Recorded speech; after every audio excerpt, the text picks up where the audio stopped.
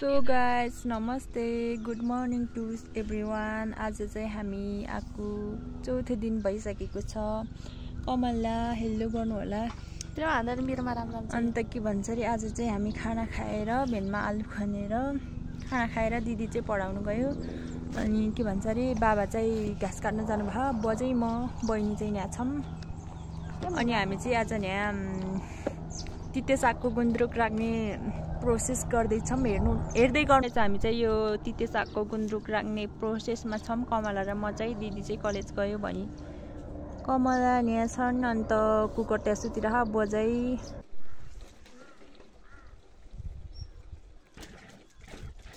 Hello guys Durga पाइजा पुन्जु हजुरको लागि हामी तिते सागको गुन्द्रुक बनाउँदैछौँ। हजुर छिटो छिटो बिदा लिएर आउनु होला। बजेले हजुरलाई धेरै सोधिराख्नु भएको थियो तपाईलाई धेरै बलियो बनाउने भनेर हामीले अर्ग्यानिक गुन्द्रुक बनाउँदैछौँ। सिकुटी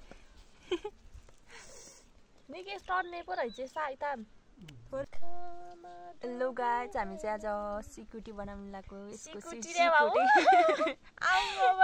त भएन पोखरा बसेपछि अलिअलि बेतल त पार्नु पर्यो नि। सिकुटी है गाइज सिकुटी बेस सिकुटी के रे कान्छे यो गुन्द्रुक हैन यो को नाम तितेको गुन्द्रुक। गाइज को कोलाई मन पर्छ भिडियोसँग कप्प कप्प यदि मन पर्छ भने सम्पर्क गर्नु होला। चप्प चप्प ढेनुसित वाउ।